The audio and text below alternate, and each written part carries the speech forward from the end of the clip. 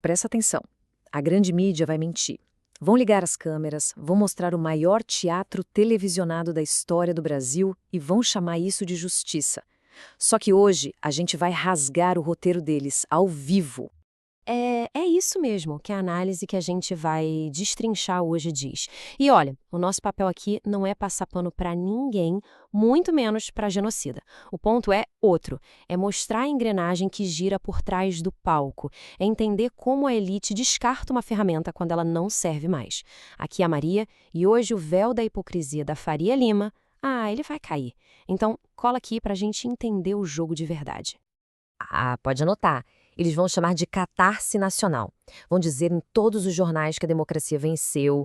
É o primeiro ato desse espetáculo, sabe? Tudo bem pensado para que o povo gaste sua raiva, comemore um pouco e volte para casa achando que, pronto, o problema acabou. Só que a pergunta de verdade não é se ele vai ser preso. A pergunta é por que agora? Porque essa mesma elite que literalmente colocou o cara no poder agora lava as mãos e entrega a cabeça dele numa bandeja. Spoiler, não é por moralidade, esquece isso. É por negócio. Sempre é. E é aqui que a gente chega no coração da coisa, no ponto de virada. Por que, de repente, o capataz se tornou descartável para os donos da fazenda? Então, de um lado, a gente tem a historinha oficial, né? As instituições são fortes, a justiça foi feita. Do outro, o que a análise do sicário aponta com a realidade nua e crua da luta de classes. O que rolou foi um simples reajuste de rota da elite. Bora entender o que significa essa palavra. Traduzindo do economês para o português que a gente fala no dia a dia. A casa estava bagunçada demais e isso estava atrapalhando o lucro. Simples assim. Era preciso tirar o peão que estava sendo indisciplinado, que ameaçava quebrar o tabuleiro inteiro, só para garantir que o jogo da exploração continuasse, sem sustos. Porque, vamos ser sinceros, ele foi muito, mas muito útil. Enquanto ele distraía todo mundo com guerra cultural, com discurso de ódio, a boiada passava solta. Reforma da Previdência, teto de gastos, privatizações, todo o serviço sujo que a elite queria foi feito. E rendeu uma grana que não tá no gibi. 96 bilhões de reais. Eu vou repetir, 96 bilhões. Esse foi o lucro dos 4 maiores bancos só em 2022. Um recorde absoluto. O capital financeiro nunca ganhou tanto dinheiro. A análise é cristalina. A elite amava a agenda econômica do Bolsonaro. O problema nunca foi o veneno. O problema era o garçom. O problema de verdade começou quando o capataz resolveu que queria ser o dono do engenho. Quando os ataques ao STF e as ameaças de golpe, essa instabilidade sem fim começaram a gerar o tal do risco Brasil. Capital, gente, não gosta de aventura. Capital gosta de previsibilidade. O caos do Bolsonaro simplesmente começou a ficar caro demais. E aqui, tá o atestado de óbito. No momento em que a Fiesp e a Febraban, os donos da grana da indústria e dos bancos, assinaram essa cartinha, o recado foi bem claro. Acabou a brincadeira, você se tornou um perigo para os negócios. Isso não foi um ato de amor à democracia, não. Foi um aviso da Faria Lima.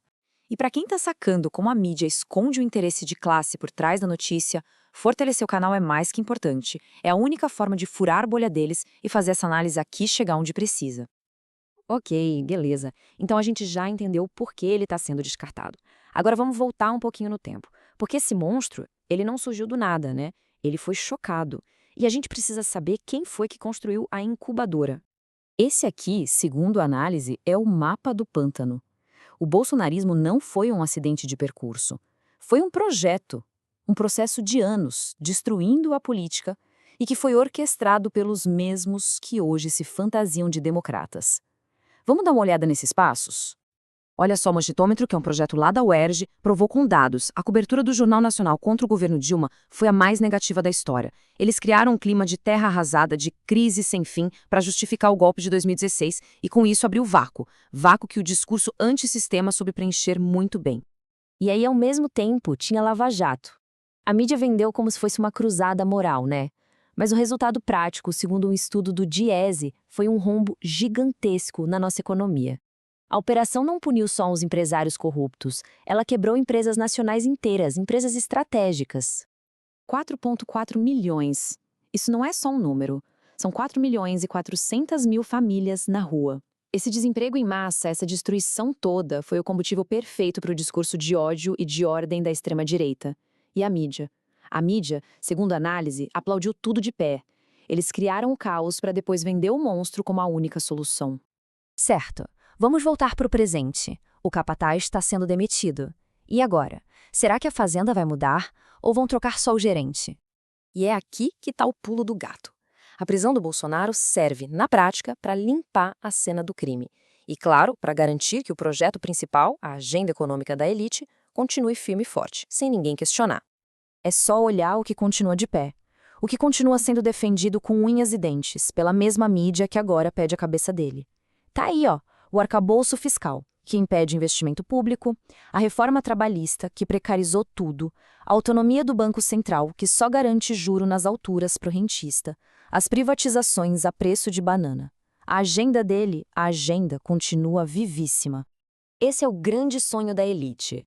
Manter as políticas econômicas que enchem os bolsos deles, mas, dessa vez, com um presidente de boas maneiras, sabe? Que saiba usar os talheres e que não ameace o sistema. Eles querem a política do Guedes com a estética de um social-democrata. E essa imagem aqui ilustra tudo perfeitamente. O problema da elite nunca foi o veneno neoliberal que destrói o serviço público e achar do salário de todo mundo. Não. O problema era o estilo do garçom. Agora, eles só querem um garçom mais discreto para continuar servindo exatamente o mesmo veneno. E é por isso que, de acordo com essa visão, não tem o que comemorar junto com eles. A justiça deles é prender um homem para salvar um sistema. A nossa justiça seria destruir o sistema que produz homens como ele. São coisas bem diferentes. No fim das contas, é isso, um grande pacto de classe, um sacrifício de uma peça no tabuleiro de xadrez só para garantir que o rei, e o rei é o capital, continue seguro. Eles entregam um peão para que o jogo continue exatamente o mesmo de sempre. Então, a pergunta que fica martelando é essa. Não dá para se deixar levar por esse espetáculo, por essa catarse. A celebração da queda de um único homem pode ser a distração perfeita para que ninguém perceba que a máquina que mói gente todo santo dia, essa continua funcionando a todo vapor.